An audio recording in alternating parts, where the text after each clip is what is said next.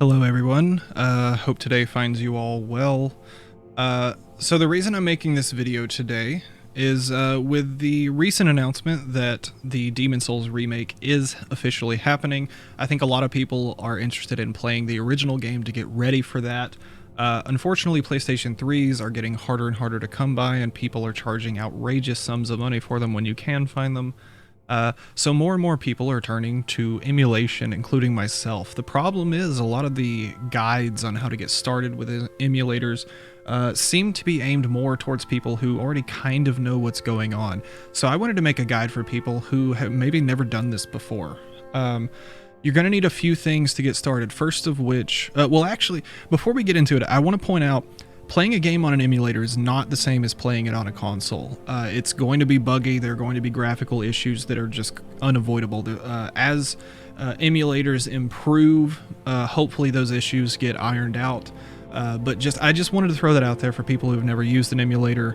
There are going to be issues. It's not going to be a perfect experience, no matter what you do. So with that in mind, the first thing you're going to need, obviously, is a copy of the game. The method we're going to be using to create the ISO does require a physical copy. I do also want to point out that even though this is technically a region-free game, you are going to need either the North American or European region code versions. As far as I'm aware, these are the only two that work with this method. The online, the PS Network version will not work.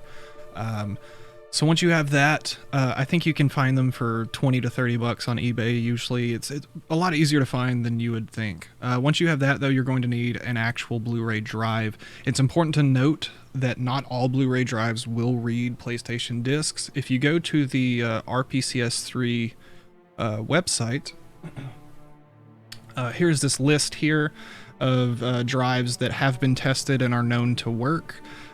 Some of these, it's a little outdated. Some of these are no longer in production, but if you can get your hands on any of these drives, they should work with this method. The particular drive that I'm using is this one here, the LG BP50NB40. As you can see here, they can still be had for less than 100 bucks, which is typically better than what you'll find an actual PS3 for these days. So yeah, it still requires a little bit of money, but I think it's still the better option for most people. Once you have both of those things, you're also going to need a DualShock 3 or 4. You can technically map controls to mouse and keyboard, but it honestly kind of sucks, and I wouldn't recommend it. So you're definitely going to want an actual PS3 or PS4 controller, and obviously the USB cable to connect it to your PC. Once you have all that, you're going to need a couple of pieces of software. The first of which is obviously the emulator itself, which can be found at this page. I'll include a link in the description of this video. As you can see, there are both Windows and Linux versions. I'm going to be covering, obviously, the Windows version. That's the OS I'm currently using. Once you have that, you'll want to navigate over to this GitHub page. I will also include a link for this as well. And this is the disk dumper application we're going to be using. This is actually the method that the RPCS3 devs recommend.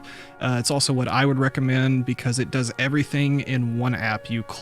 It's one click of the mouse, it creates the ISO, it finds everything, it decrypts everything. It's so much easier than doing it all yourself, especially if you've never done it before.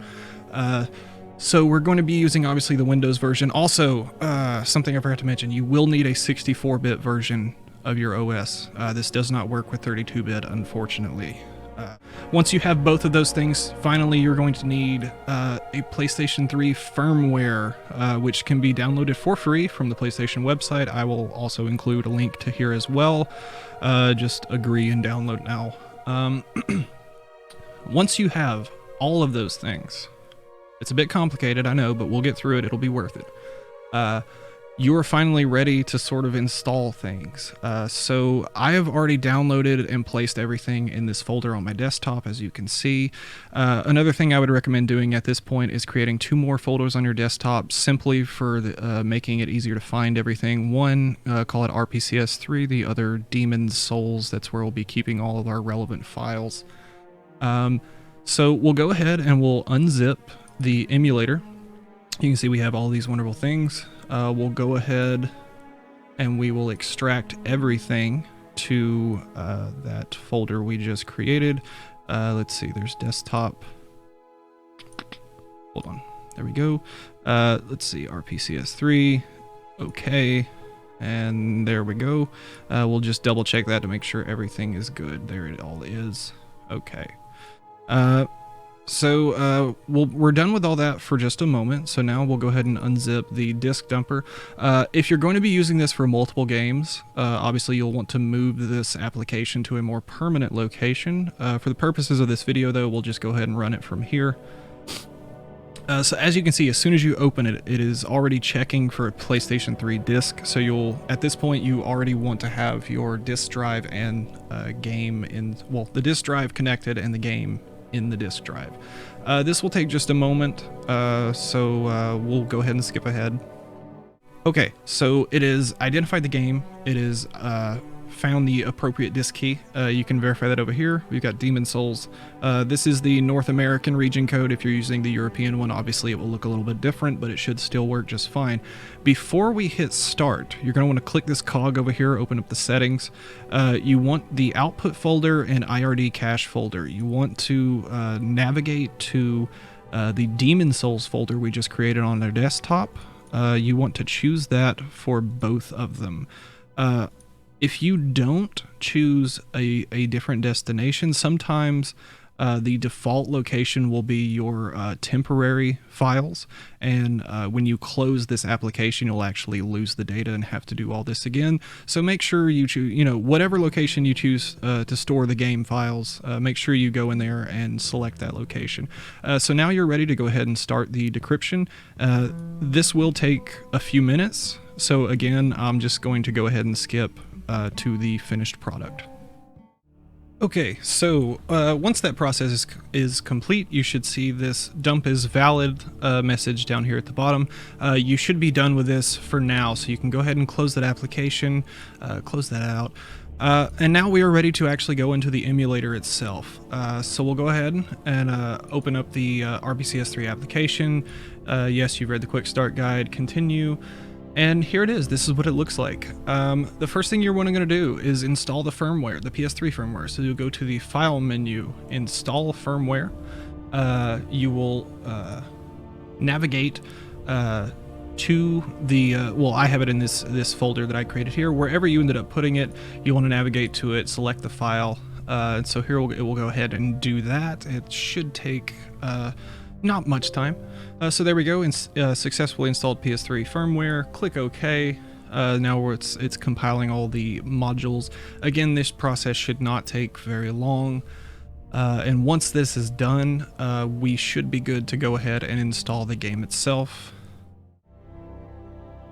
Okay, so now that is complete, we are going to go back into the File menu. We're going to hit Boot Game. We will navigate to the Demon's Souls folder we created. You're just going to select this file, not open it.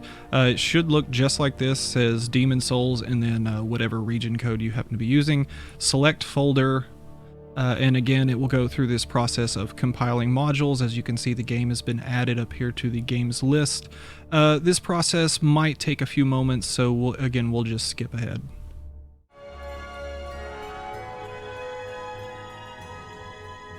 Okay, once that process is complete, the game should automatically open. As you can see, here it is actually running in this window here.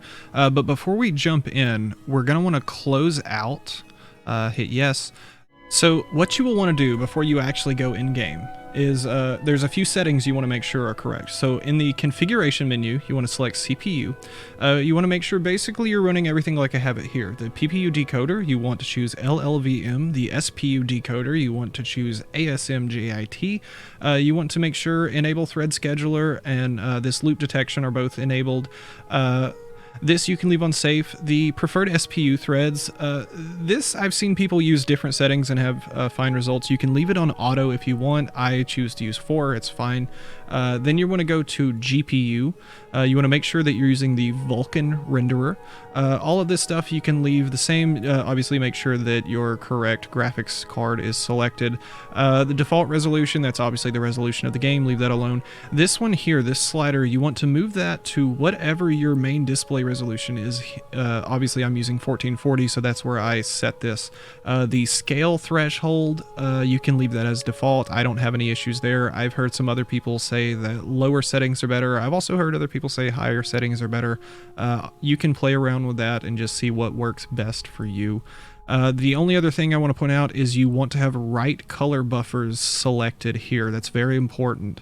Once you have that, you can just hit save. The last thing you want to do is go to the pads menu. This is where you select your input device. I'm using a DualShock 4, so I select DualShock 4. Obviously, you pick whatever you want. Now everything should be good to go. You can just select the game. It should do its thing down here and open right up. And let's see what we get. Okay, so we are in game. We'll go ahead and maximize. From this point on, you do have to use your controller. Your mouse will not have any effect. So we're going to hit OK. We're getting noise. Everything seems to work out fine. All right, and the game is running. From this point, you should be good to go. Hopefully this guide has been helpful. If you have any recommendations, make sure to leave them in the comments. One thing I do want to point out, there is also a 60 FPS patch for the emulation version of this game. I will also be making a video showing you how to install that. It's much easier than what we've just done here, so if you've gotten through this, you can get through that. I will go ahead and skip through that video. Thank you very much for watching. If this was helpful, be sure to hit the like, and subscribe would definitely be nice. I will see you all next time, hopefully. Have a good day and take care.